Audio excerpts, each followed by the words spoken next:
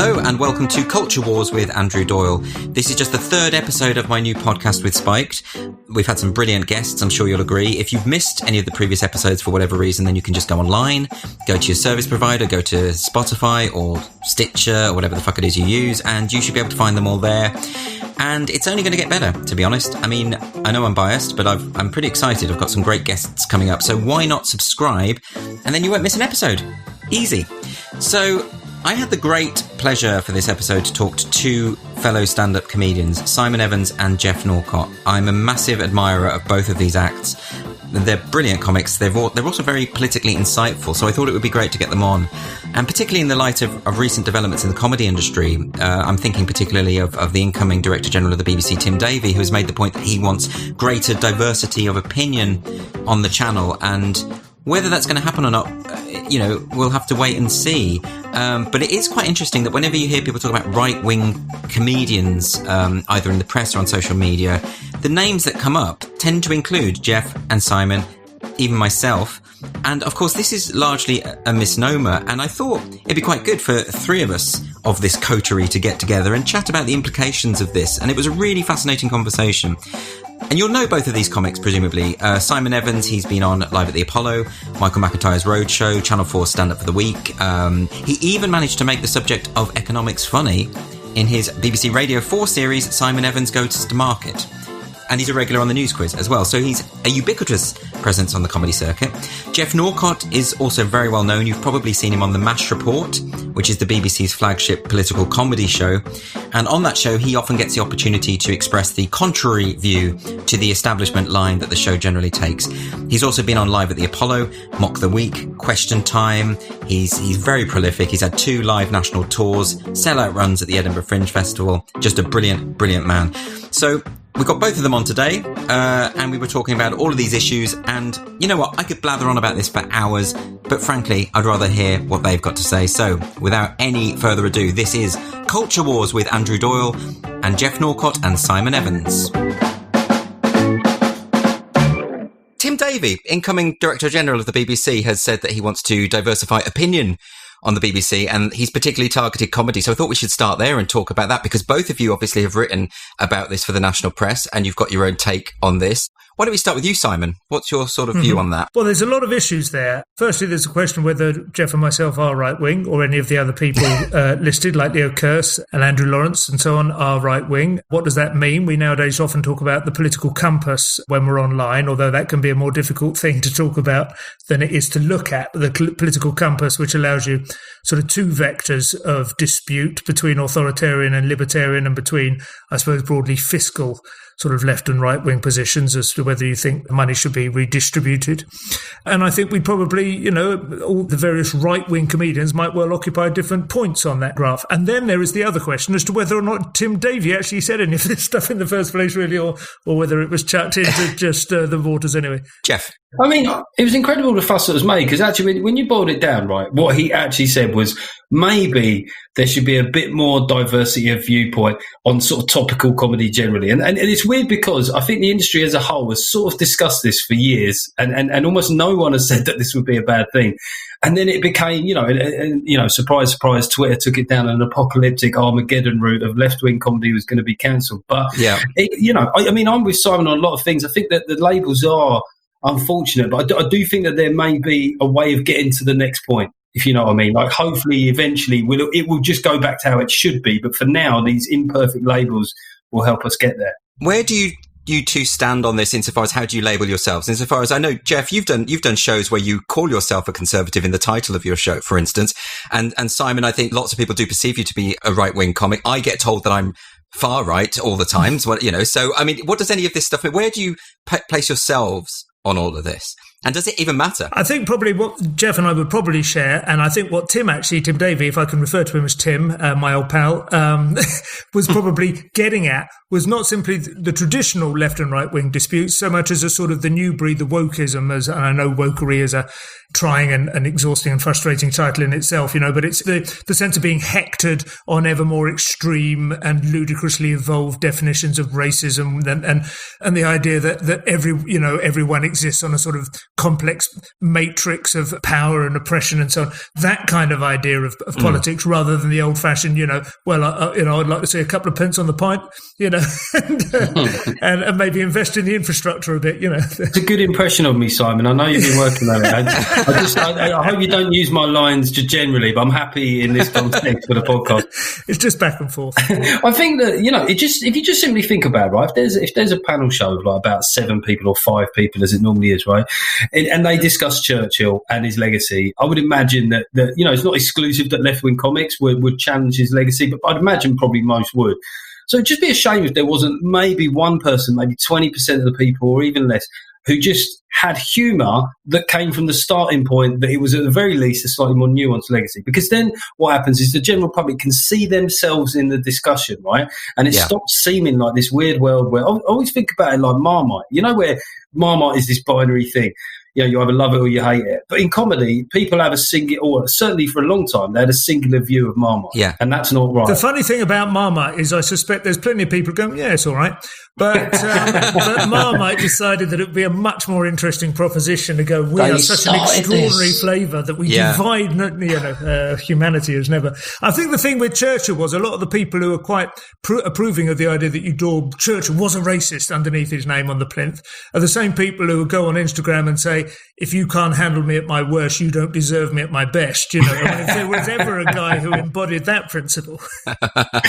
So I think there is a kind of consensus here. Like I felt certainly when Tim Davie made his announcement that really it wasn't about left and right. This was, like you say, Simon, it was a culture war issue actually, which is not really about left and right. Because I consider that the woke, if you call them the woke, I know they don't like that word anymore, but if you call them that, they're not traditionally left wing in any serious sense. They don't care about class inequality or economic inequality or any of those issues. They're about the other forms of identity. So really, I think it's fair to say that you don't get many people on panel shows. You don't get many comedians on BBC mocking the woke movement. You don't really get that very much. No, and that is peculiar because the one thing that does seem to be common to a lot of woke demands and ambitions and aspirations is that they would only be delivered under quite authoritarian government.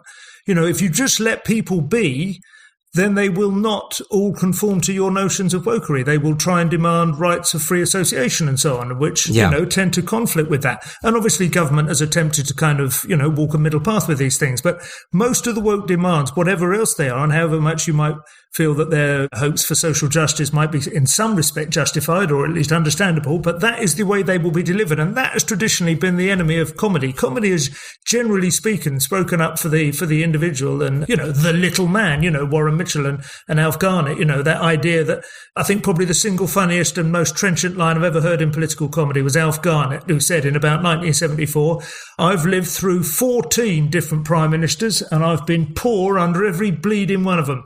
And that's as much as most people need to know about party politics, but it's that kind of cynicism, perhaps, which is lost in the current kind of hysteria. Well, there's also the issue, you talk about authoritarianism, Simon, is that right now, right, my whole life I was told these hard right Tories, they love authority, they love telling people what to do, right? That was the default position for so long. And here we are, right, we got Tories that seems to be quite happily telling people what to do.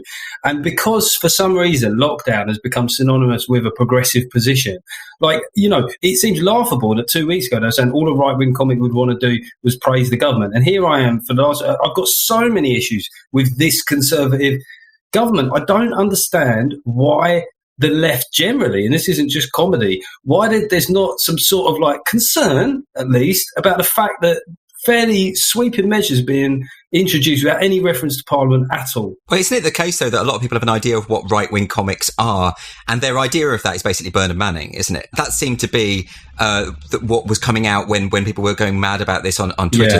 About 40 years out of date, these comics that actually don't exist. But he wasn't political either. That's what's so odd, was that he was. So what they're saying is he was hateful and bigoted and probably voted Conservative, right? But that isn't being political in a way, right. Like in the same way that whole circuit at that time is characterised that way. It's not true. A lot of them in the Dickie Bow generation were very playful performers, and they weren't political in any sense. All they really mean is, I'm going to try and equate you with the most damaging person in terms of what you want to achieve in comedy. It's interesting that I think you're absolutely right. And in the original piece I wrote for the Spectator, I think it was there was a bit I had to cut out, but basically I said, when you're talking about Jim Davison or Bernard Manning, those people aren't right wing. What they are is dated.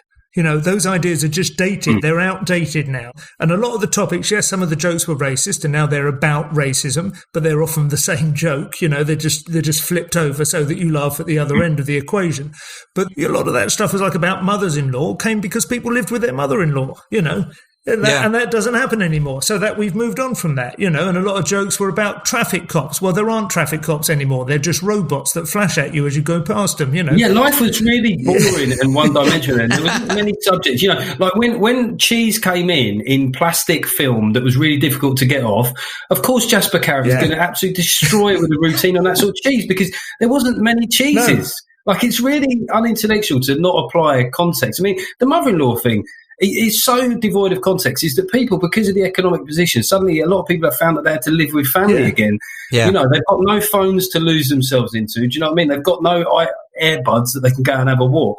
They've got this person who probably has some quite solid opinions on how they should live their life right in their face all day long. We used to have a world where people used to have to sleep in a barn, and choose which one of the farmer's daughters that they would share it with. I think times change. I think even some of the comics that we've been talking about change. I mean, I saw Jim Davidson do his show at Edinburgh Fringe. That must have been about 8 years ago. It wasn't about politics. It was about his horrible experiences of being falsely accused and going through that whole process. And actually, it felt quite contemporary. It didn't feel like a dated comic. It was a very good show. And this was an interesting thing to me because he's been so demonized. Yeah. And yet he himself said he wouldn't do chalky anymore. He said that infinite number of times, but it's like people's mindset is stuck in this time, this thing in the past. And then you have people like Owen Jones saying, well, right-wing comedy doesn't exist because right-wing people cannot be funny. They're just not funny. It's a market issue. That's the weird stuff, isn't it? When they come out with absolutely sort of dictatorial, definitional sort of impossibilities, as if it's like sort of going matter and antimatter, That's it, but that was like, it's so the opposite of the values of the left is to suppose that specific human beings are incapable of innate qualities. That was when I was growing up, that was the opposite. That was the last thing that you were supposed to think. And, there's a point that I said in the Telegraph article I did, is when people say they're not naturally funny, they only talk about the same subjects and there's no market for it. That was exactly what they said about women. I know, yeah. Before, that's right. And I think that the increase of women on panel shows really improved them because it's true. Like if you watch a Mock the Week from 2005, it does look bad. And I'm the last person in the world to kind of worry about quotas, but when you see like blokes within the age range of, like within 4 years of each other, all talking about mostly the same thing, it's not great. Yeah. And I think that diversity has helped. So why wouldn't more diversity of opinion help? I don't understand their point. Yeah. Where do you stand, Geoff? Because I alluded to your shows. I know you did a show called Conservative, I think, in Edinburgh. Very creative title, that, mate. Lots of W in there. and your other show, you had another show that alluded to your Tory leanings. Right, leaning but well-meaning. Well, that was slightly different. That was how somebody described me.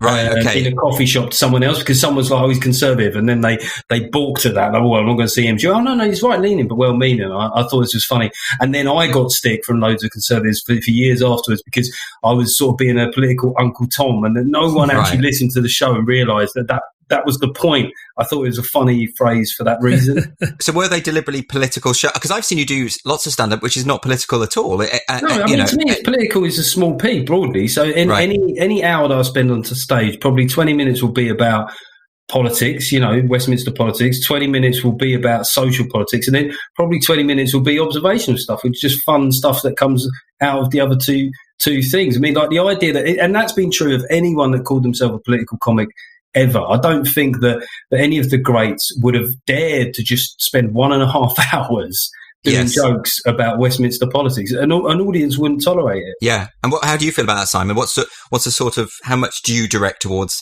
Westminster in your act? I don't think I've done a show with more than 2 or 3 minutes of Westminster politics in it. And even then it would normally be, the bit of Brexit material that I've done most is probably about the divide in my parents, my father and my mother and being irritated that my father's leave attitudes were dismissed as being an artifact of his lack of education and so on, and this kind of thing. because he's a 90-year-old man who left school in 1944, and it wasn't a given then that if you could stand up straight and not piss your trousers for 3 minutes in a row, you were granted the opportunity to read media studies at Dunstable Polytechnic and was 50 grand in debt and less employable than you were when you went in, you know. So it's a defence, really, of old people's right to have political opinions based on a lifetime's experience rather than what they've just been exposed to in a 3-year education programme. So that's kind of where I go to. I really don't do political stuff at all, but I suppose to the extent that people might think that I'm right-wing, I mean, I have said some right-wing things on the news quiz and so on when it comes up, but when I think it's partly just the degree to which, by and large, I find comedy in the degree to which we make our own trouble and we make rods for our own back rather than blaming the government for stuff. I don't find that funny. That's what I think is odd about the idea that, you know, right-wing people can't be funny.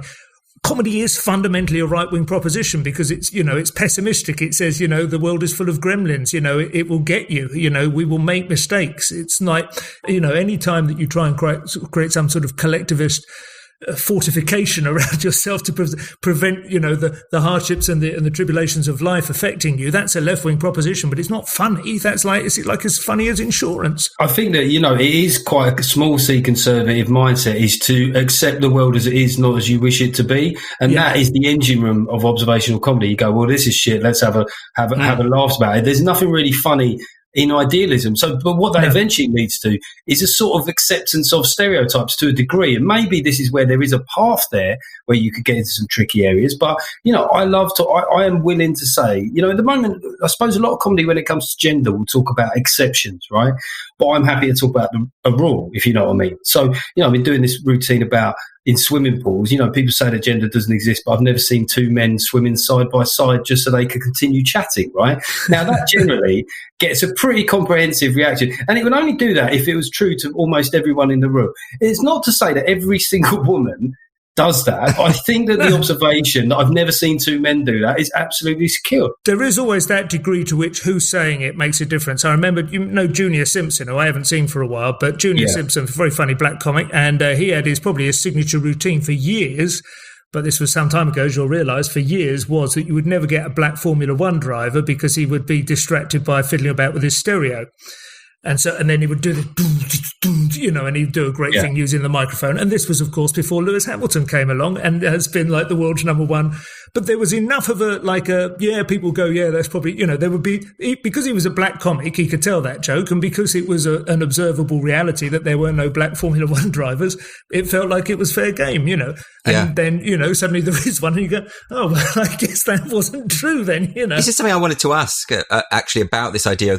I've noticed this over the past few years, and I just wanted to pick your brains and whether you've noticed it as well, is there has been a sort of escalation of people, certainly audience members, taking comedy at face value or taking things literally. I mean, you mentioned the joke about swimming side by side, and it's possible that someone could take that literally and think that you're making a you know, I mean, I get this quite a lot, and I get this sense that this is happening in society more broadly in terms of even like the surrender bill. When that was talked about in Parliament, people were saying that was the kind of language that promotes violence. Well, it's not. It's just a metaphor, isn't it? Well, I mean, I know what you mean, like whether audiences are taking offence. I mean, probably a better example with me is when I did Live at the Apollo. I had a routine. It was 7 minutes in the edit, but there was stuff about disabled people. There was stuff about concentration camps. But the bit that I got most flack for online was that I had a routine that involved the assertion that my wife likes shoes, right? And then people were sort of saying, well, it's just this lazy assertion that my wife likes shoes. I said, well, maybe she's lazy in her preferences for clothes. Like maybe like she's cliched and I'm not, you know what I mean? Basically, what happened was that they watched me and they thought, I don't like this prick. You know what I mean? Which is fair enough. It's like, I don't think he's funny. And then they're on the alert. So what falls in your drop zone, you know? And I'd rather them just go, because I can handle it, is I think you're a bit smug and a bit of a git.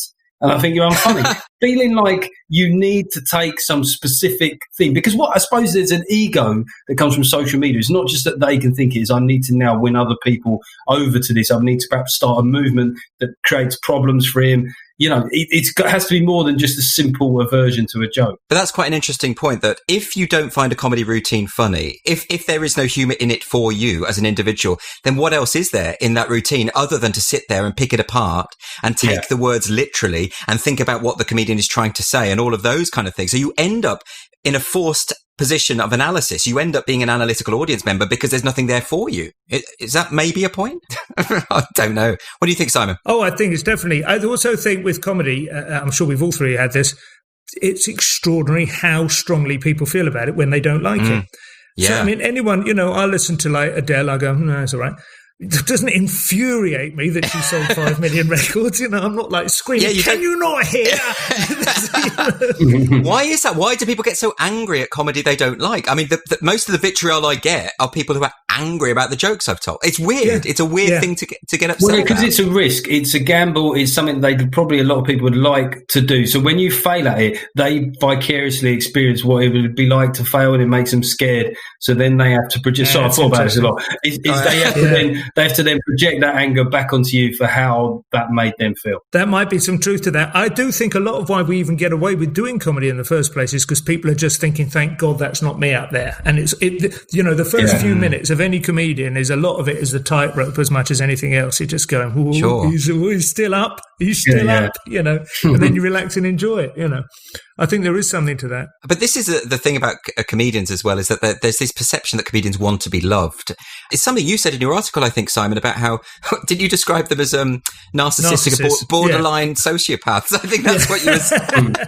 That actually, they it's will projection probably, to a degree, but yeah. Yeah, sure. But they'll probably go along with whatever the fashion. But maybe that's why so few are sort of taking on the woke crowd, is because they're in fashion at the moment. They're also in power, and therefore it's a bit more, potentially, I don't know. But is that maybe what it is? What's weird for me is that I've always had a lifelong desperate need to be liked. It's something that was around way into my mid-30s and stuff. Right. So doing the comedy that I've done is that ironic thing of the biggest risk, or seemingly, certainly in the first phase of it, was of not being liked. Like it was seen, certainly when I first started talking about these things, it was a guaranteed way to lose the room.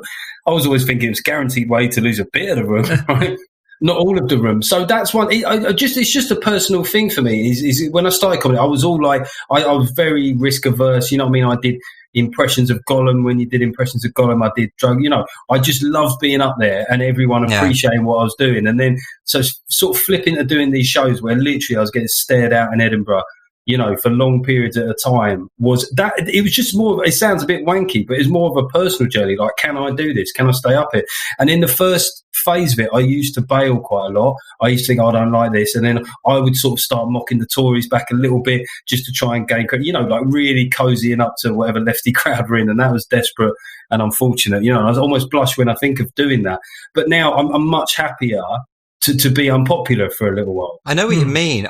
I did an Edinburgh show just after the Brexit vote, and I rewrote the whole show so it was about, I was doing a pro-Brexit show at the Edinburgh Fringe Festival, and I used to literally gauge the audience and see, and there were no sort of people who were pro-Brexit in those at this arts festival. That wasn't going to happen.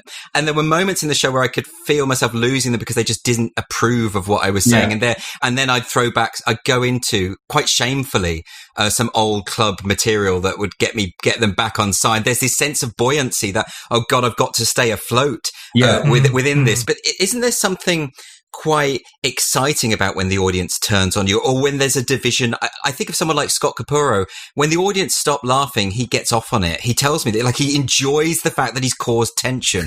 People talk about risky comics. I hardly know any, really. Yeah. I think that he is someone that is willing to take it there. Like, genuinely. Absolutely. Yes, I totally agree. You're listening to Culture Wars with Andrew Doyle. If you're enjoying the podcast, please make sure you subscribe so you never miss an episode. You can subscribe to the podcast on all the major apps, including iTunes, Spotify, Google Play, Stitcher, and more. And if your provider allows you to, then why not give Culture Wars a rating and a review while you're there? It would really help other listeners to find us. Now, back to the show. What do you think is going to happen now? What do we do in a post-COVID world? What happens to comedy, do you think? In terms of the festival, so this year, I had a weird thing. Like, loads of comedians were saying, like, oh, thank God, at least one good thing of COVID is we're not going to the Fringe. And I was annoyingly forced to acknowledge that I really do quite love the Fringe. And because it's a liberal sort of wanky circle jerk, I don't want to feel that way, but I do feel that way. I think it is a brilliant thing. Anyone that's ever has gone there has enjoyed it. However, I did 5, I called them front room fringes from home, with a little bit of light in a backdrop. And I made more money in that run of 5 shows than I had done when I'd done a whole month of sold out shows, like more or less every ticket gone. And I think that is going to lead a lot of people. Well, a lot of people. It's led me to wonder what my engagement with the festival will be going on. I'll probably never do like even a 2-week run again, to be honest. Mm-hmm. That's impressive. I've got to say, Geoff, I'm really impressed that you've managed to do that, because I haven't set up anything, and my sense was that it would be very difficult to, scale it, really. That I had two feelings, really. One would be that how would you market it? There's obviously a huge marketing infrastructure, a brochure, posters everywhere. The city itself becomes a sort of crucible for performance in Edinburgh, whereas if you're on your road, maybe you have a huge mailing list or whatever.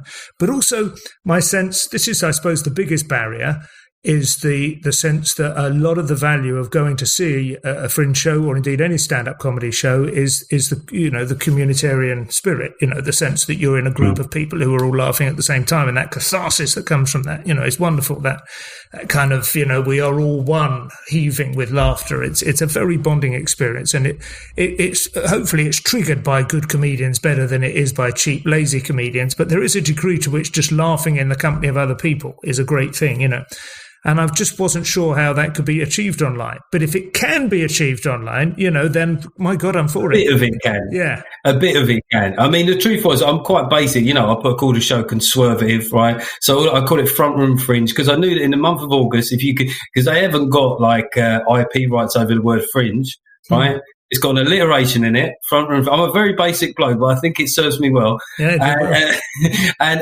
But what it did was it made me write an hour and stuff. So I kind of think that the online market will still be there. I think a lot of people prophesise that once live came back, it would go away. But there's also a lot of people that have moved out of city centres that actually don't want to go in the cities. You know what I mean? They want to sit there with a glass of wine, have their favourite comedian on their telly. So I would probably do some sort of online run every August now. Brilliant. I'm really impressed by this, because I'm terrified of the idea of performing to a virtual audience. No laughter. It's the atmosphere that worries me. Exactly what Simon's saying. I've done a couple of corporates online, which somebody else set up, and they went really well. I was surprised. Okay. I was a bit nervous as well. I arranged very simple, straightforward elements to it, like make sure the laptop was so I could stand up, because I think if you're sitting down and doing it like a meeting, then you lose a little bit of the energy. But I set it up in a room where I could sort of dress properly, and there was a proper white backdrop and everything.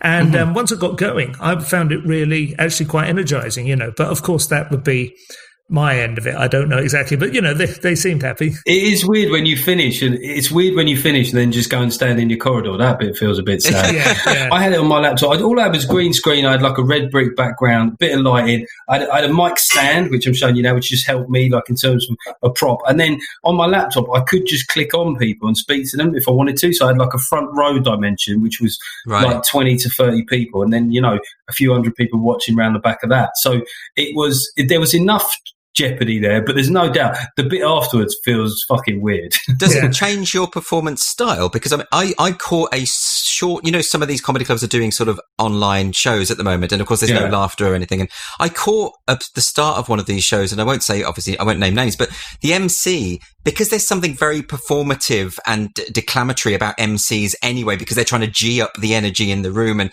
it just felt really weird, and it just didn't feel like, because I suppose what I'm trying to say is when we're on stage as stand-ups, we don't talk the way we talk normally, and yet an online experience, surely, are you expected to bring it down a bit? Stylistically, there was a difference. I think it'd probably be somewhere between three things, which would be a Zoom party where you're the main one talking, stand-up, and a panel show performance. So it was somewhere between those three things. It wasn't straight stand-up. You have to rein it in a little bit. Okay. I think the people would find it weird if you was kind of grandstanding. And also, there's the other thing from my point of view is where I was doing it is where the neighbours could see me.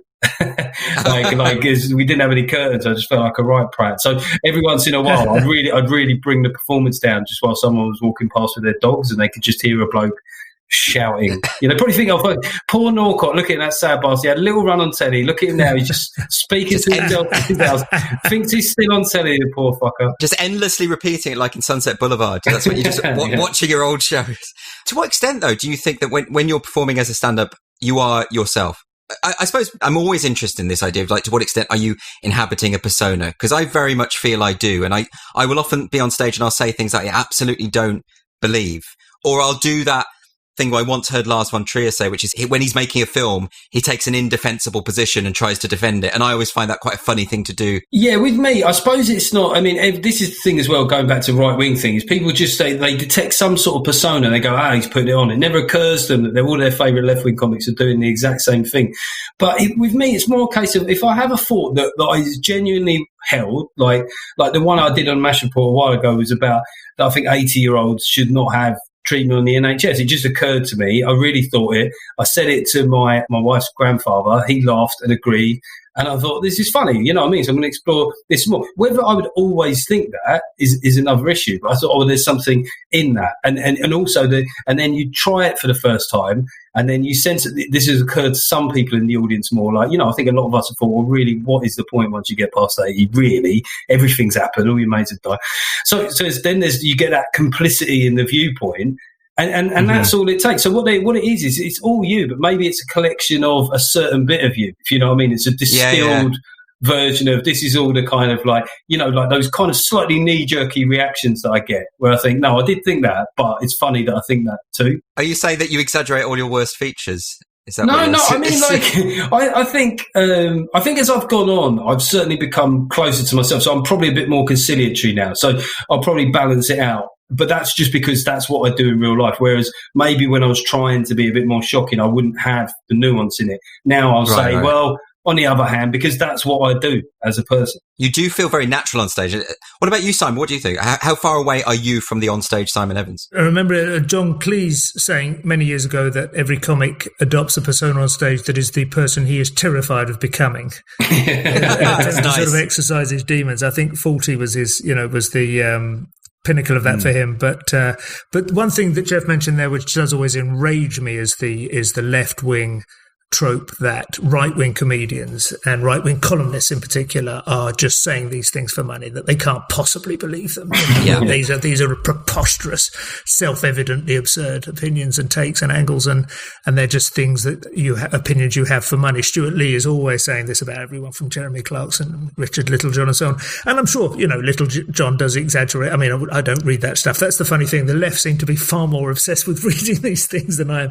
I never followed Katie Hopkins. I never followed any of these people who got banned on Twitter, and people would always be going, oh my God, look what she said. I was like, well, how about not looking at what she said, Isn't that weird? It's a weird narcissism about this, that if someone expresses an opinion that you don't have, well, they must be lying because it's far removed from what I know to be the truth. It's weird. Yeah, I suppose that maybe, there's some very, very clever people have written some very deep and elaborate books on this. There's a guy called Thomas Sowell, who's an American conservative thinker, who's written really well about a conflict of visions, as he calls it, between people who think that, society is perfectible and other people who have seen what attempts to do that in the past have ended up with and would rather we didn't do that, and just kind of try to keep an even keel.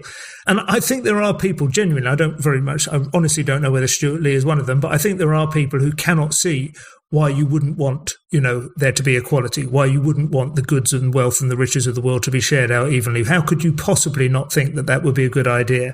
Because they have not, to my satisfaction, investigated what has happened on previous occasions when people have promised that they intend to do that. That's why you don't want it to happen, not because the other it would be a nice thing in principle. I find odd is that, some people, they take exception to the emphasis being on individual responsibility, right? They take exception to broad scale tough love, when actually, if you look in their own personal lives and their own families, you'll always find examples of when they have used those things with people they know and love in the form of intervention. So they go, well, why couldn't that thing that you do at a localized level possibly work at a kind of macro level? And so there's a conflict in them as well between, I'm going to go off on it, but the liberal left, right, at least with the hard left, you sort of like, they had a position with Corbyn and you could argue with it. Liberal left to me increasingly just seems to be like, say a morally secure thing, like the centre left. And then you try and debate the difficulties and the paradoxes with changing things in terms of how you care about people on welfare. And all they do is keep repeating the secure moral position. And it's such a tricksy thing, because at least with the, during the Corbyn era, they had these tentpole policies that you could actually take apart. At the moment, it's literally boiled down to this is bad, I'm against this, and there's no attempt to grapple with the difficulties of making life better. It's interesting what you say about families, Geoff. You probably both know that Robert Conquest's 3 laws of, like the iron laws of politics. One of them is that everyone is conservative about that which he knows best. But the other one at the other end is every large institution, unless explicitly dedicated to right-wing ends, will tend to drift leftwards over the lifetime of its existence, which I think would be a perfect example, would be the BBC of that, but also possibly the United Nations or whatever. But you can talk about those two things as like the difference in scale, just as you said, Geoff. What do we know best? Well, we know our family best. And every father will tend to be right-wing in his views about his children. You have to be a real lunatic, viz comic kind of modern parent to try and maintain any kind of Marxist or Platonic ideal about how to raise children, without having some input on it and establishing some limits. But at scale, we forget all about that. At scale, we try and impose the tendency to become left-wing within an institution or an organisation which has ambitions to affect society overwhelms it. It's quite interesting that. I think a lot about that, like in the same way that we talk about, is it a right-wing, left-wing divide on the panel games when we first started with Tim Davies' thing. I don't know that it's left or right. I think it's partly generational. I think there's a big generational divide. And I think a huge part of what's happening at the BBC lately, especially on Radio 4, in fact, although that's, I think, less in his crosshairs than the television output, is it's a generational anxiety. There is a panic, essentially, at Radio 4 that they are not bringing in young listeners, that they've got old listeners who are dying or just can't even be bothered to switch on the radio anymore, and who I don't know, who aren't opinion formers. Why it should bother them that, if they still get 5 million listeners for I'm Sorry I Haven't a Clue, why it should bother them that the median age is 53. That's still a phenomenally successful show, and it's bringing a huge amount of pleasure to a huge number of people and probably justifies their license fee for a lot of them, But they would much rather kind of screw down into the 18 to 25 demographic and somehow manage to bring them on board. And all they end up doing, of course, if they're not very careful, is alienating all those mid-50-something people who just feel sneered at and mocked and ridiculed. And the young people are still just going to go straight to YouTube and Snapchat for their content anyway. They don't care. I think they're also probably misjudging a lot of the younger people. I think there's an assumption that young people are woke, and that's actually not true. There's a lot of young people, and particularly Generation Z, that are really pushing back at this stuff, and you see that on various TikTok videos and that kind of thing. So I think they're probably getting that wrong. But yeah, based on TikTok alone, I'm a big fan of Generation Z. I mean, it's all I know about Generation Z, but they're funny, man. I don't know what it is about how they package humour, but they've almost got a postmodern take on the last 15 years of social media, and it's hilarious, and it's far less morally pompous, perhaps, than what's come before it. It's less snarky as well, isn't it? There's a lot of zip in it. I agree. Yeah. Well, it may be the time. I mean, we may be reaching a point where there is going to be a massive overturn in terms of what the material, the medium is.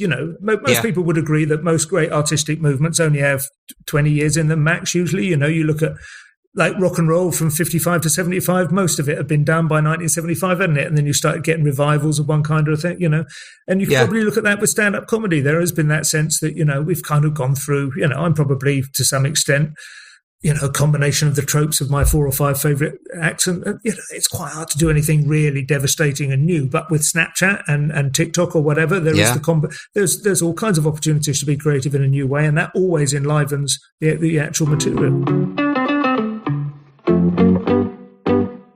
Hi, it's Fraser Myers here from Spiked.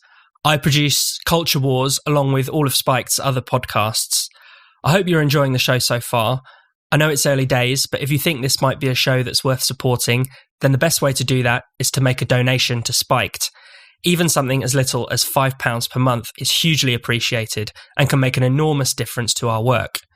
Your donations help us to keep going and growing, so we can keep providing you with new, exciting and ambitious content. If you'd like to make a donation, it's really easy. All you need to do is go to spiked-online.com and hit the donate button in the top right corner. That's spiked-online.com and hit the donate button. Now, back to Culture Wars with Andrew Doyle.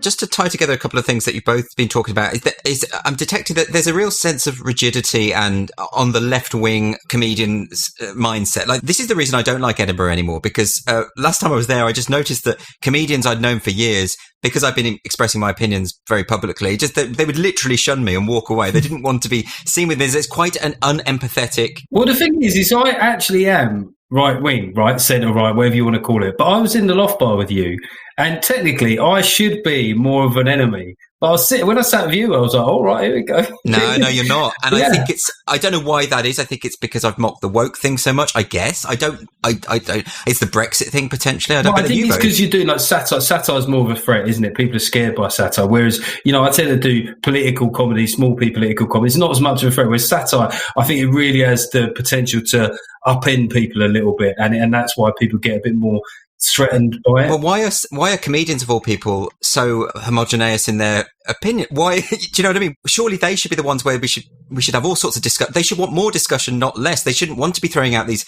as you said, Geoff, these moral certainties and not being willing to firstly entertain the possibility they might be wrong, but also just to discuss their views. Comedian, I think it's comedians at Edinburgh. If you think about like the club circuit, even going back 10 years, like the amount of comics that I can think of that would have all had anti-woke bits in their set here and there, because you couldn't survive, with a mass audience without sort of covering quite a broad spectrum of viewpoints. So in a way, I'd maybe hesitate to say all comedians, but certainly in that kind of hothouse, you're much more likely to find people threatened by that. There's a weird projection of hatred as well. Hate has become like one of the major buzzwords of the last few years that hasn't been probably investigated enough. I think it's always from the left. Always the assertion is that, that's a magazine that hates trans people, or that's a joke that hates women. You know what I mean? It's like, there's no hatred there. It's just an observation. There's a bit of a laugh about how some people some things are a bit incoherent or confusing or baffling in the model.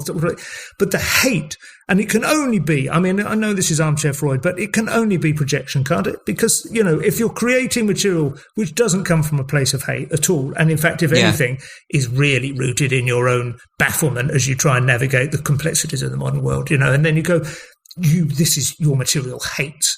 And it's like, it's constant. It's become the most popular go-to frame for anything left-wing, is to present the alternative as rooted in and fundamentally, driven by hate. But you would think that comedians would know that's not true. Yeah. Because I can't think of a single comedian who's going out there to spread hate about racial groups or sexuality or anything like, I couldn't name you one. They don't exist. No, one thing that I want evidence of is that quite a few, a handful of colleagues, when this discussion all happened, were sort of talking about, comedians potentially, mocking the poor. I would just love one example, even just anything from the last 20 years of when any comic, left or right, has used somebody's poverty as a reason to get a way of getting a laugh, because I just don't think it exists. But it's so ridiculous. It's so basic. Even David Mills used to have a brilliant routine about a homeless person. I think he was talking about setting up an alternative to the big issue. Or so. I can't remember the whole thing. But the point is that one review said that he was attacking homeless people. It's such a literal... This is what I was saying about literal interpretation. People are fair. That's a great thing. Is you get a group of people together, they'll gravitate towards a morally fair point. So if you are out of order... And if you just properly punch down, absolutely lever somebody in an unfortunate position, you're not going to get a laugh. There's no real laughter in someone just being poor. But that's my point. Someone as clever as David Mills is obviously not going up there to attack the poor. He's doing something a little bit more sophisticated than that. And you would think a critic of all people would understand that, but there aren't many good comedy critics. Let's be honest about it. But that to me is very interesting. That kind of almost willful misinterpretation. I think what you're saying about hate is right. Like even an act like Jerry Sadowitz, who is like this explosion of hate, but it's a performance of hate. Yeah. It's a theatrical representation of hate. It isn't as simple as just saying, he hates everyone. But it goes back to what we were saying earlier, which was about like if somebody just doesn't like you and they don't want you to succeed. Like I had a review in 2017 where I told a story about a confrontation with a naked gay man in a swimming pool who was being discussed, and he spat at a few people around the pool. And so I was thinking like, I'm gonna have to call this guy out. He's being unreasonable. And then he pushed me, and then I realised in the pool that he was naked. Right, so I thought. if I now have a fight with a naked gay man at a gay hotel in Ibiza, like there's the potential for this to be construed as a hate crime. So I didn't have the fight with him. Now the reviewer represented this as a hate crime, essentially, like I just attacked a naked gay man, which is kind of like weird in itself. But also left out the context, like that both my son's godparents are two married gay men. So the level of willful misinterpretation there is like, I do not want this person to succeed. I hate him as a comic and a stage presence. I also hate the politics he represents, to the point where I'm not just going to take something the wrong way. I'm actually going to go. This was a reasonable critic for the list. You two could both Google this afterwards, and any comment. I think I know who it is. Yeah. And she just went so far, and I was shocked by that moment. I was shocked. Like, she hated me. I hated my comedy. But I suppose one of the things, the only thing I can't handle is people misrepresenting what I've said. You know what I mean? Oh, yeah. This again makes me wonder if it's intergenerational to some extent, because there would be an understandable desire on the young to reclaim and remake comedy in their own image, and not to just inherit 30 or 40 years of, I mean, you could say that's what Alexis Sale and Rick Mail and whatever you were doing in the early 80s. I think to my father and a lot of his generation, that seemed like just wanton, ignorance and destruction, and they couldn't understand what was so appealing about the young ones, and we were all delighted by this anarchic trashing of everything that had come before. That's an understandable impulse. That makes sense to me, but what doesn't make sense is the moralistic stance that to give you an example, so there was an article about Bill Hicks in The Guardian, and I think a number of young comics, and it went through them one by one, and they basically took turns to slate Bill Hicks and say his work was problematic and that it was basically hate and all the rest of it.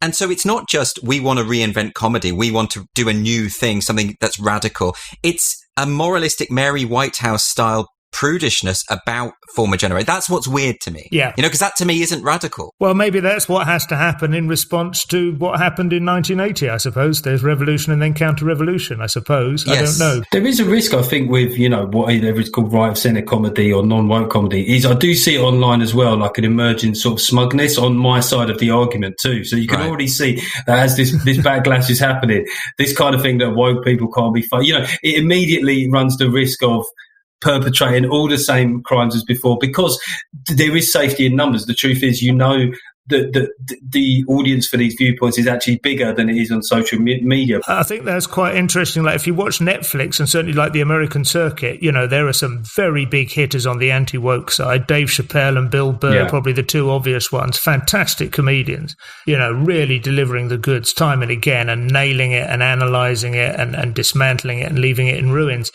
I think to some extent we haven't quite found that. We haven't quite found that pace or that status yet with the rear guard. But is that a British thing though? Because sometimes I hit my stride on stage and I think, here we go, that swagger, and then because something about being British that I've got swagger. It's like it almost feels like I'm surfing a wave, right? And then you think, well, the only thing you could do once you're on a wave is fall off of it. That's quite British to think, well, bloody hell, I've managed to get on a wave somehow. Whereas I suppose the more American mindset is like, what a fucking great wave, I'm a surfer all the way to shore. So I agree. I mean, their confidence in what they're saying is enviable, isn't it? And I guess the point about the smugness is just there's always that risk of overcorrection, isn't there? There was an overcorrection before. And I think there's certainly a duty with comics. It's just to think about, it's not to self-censor, but for the joke to work, to think, are the targets fair targets, to you? But I think comedians do that anyway, don't they? Comedians do assess whether what they're saying is fair, and do they? Or maybe am I just being idealistic? Well, no, just if you want the joke to have the best chance of working, right. I guess, it's not a moral sort of, it's more of a professional, technical necessity. Is there something to be said for the fact that the ones that Simon's just identified, like Dave Chappelle, the people who have a go at woke culture tend to be very established, very rich. They're in an uncancelable position, and I think one of the issues that the announcement by Tim Davie raised is actually, can you change the BBC? Because I think the BBC is systemically woke. I think it's built into it now to such an extent. That's why I don't think young people are mocking this, because they know that their card will be marked if they do, and that's a problem. I think it would be a problem, to be honest, if you just said, right, in the same way that you did with female comics, we now have to have one right-wing comic on every episode of Mock the Week. I think they would really struggle to integrate. I think they would be it would be obvious that they'd been put there on some sort of quota basis. It leaked out that they did that with women, and it was destructive to the respect in which you could automatically, the women overcame that, and it flourished eventually. But I think, for instance, and I'm not saying he will do this, but if he were to say, listen, I want you to commission for every show that you commission, like the MASH report, I want there also to be one which just appeals to the sensibilities of the 50-year-old middle-aged middle-class licence payer. I just want to see something that reflects their ideas rather than this student politics. I think then you would probably get independent production companies falling over themselves to create such content, and I think, that would probably work. I just think there's absolutely no reason at all why that shouldn't work. Well, did you see that news about this new Rupert Murdoch news network and the idea that they're going to have a nightly comedy show? And I just saw there were so many comedians that discover their libertarian streak overnight. Yeah. Do you know what I mean? If there's someone paying above the market rate, I tell you, because we've had it before when RT Russia Today did like a weekly comedy show. I was on that show. I'm transparent about it, but there's a lot of lefty people went on that show too. I think it would be potentially good if that show happens, because competition is healthy. Do you know what I mean? At the moment, it's a one-trick thing, and it might force other channels to sort of shit or get off the pot. Very well put. You'll find that maybe all comedians are right-wing deep down. Listen, thanks both for coming on the show. Can you tell us where the listeners can find you, or if you've got anything coming up that you want to plug? Well, I do believe they've managed to rescue one tour date from my otherwise postponed autumn schedule, and that's at the Stand Comedy Club in Newcastle. And hopefully, that might be a model which other venues can deliver on. I've been trying to say to the people, I will do 3 shows in one night if that's what it takes to overcome the social distancing thing. But of course, the trouble is, if the theatre is otherwise only putting on productions which have 20 or 30 people in, it can't just reopen from scratch in order to put a stand-up comic on, then put the dust sheets down again when I leave. So that is a problem that we had. My end is we tried to get tour shows away this year, but if all the other comics have moved all of their shows to next year, and in fairness, a lot of these comics got much bigger shows than me, right? So they're sort of scaling down from 3,000 to 700 is a much bigger thing of me scaling down from 500 to 150. But we're getting a few away. Yeah, I will be in touch with Geoff on private channel to find out the model for the front room fringe. No, it's conservative. We're the ones getting out there with the blitz spirit, making shows happen. So I've got my podcast, What Most People Think, and I will be back out on tour. There's a couple of dates with tickets available this year. There's also a couple of new dates: October the 17th, Newcastle, then October the 18th. Birmingham. And the Newcastle one, same as Simon, is the great thing about it is the Stand is a brilliant club. It is in trouble. So even if you hate us, right, you can do the left-wing thing and go, I'm actually saving the venue. So just buy the ticket. You don't even have to come. That helped the social distancing. Actually, I think the Newcastle venue is probably a good one to social distance, because it's quite broad, and I think it'll work in there. Yeah, it is. Right. It's a good sized room, compared to the size of the audience I can usually pull in Newcastle. Yes. I think I've done gigs in that room which are socially distanced, just because everyone's sat apart and there was no fucker there. Thanks both. Really nice to chat to you. And you, Andrew. Take care. See you, Geoff. Thanks a lot.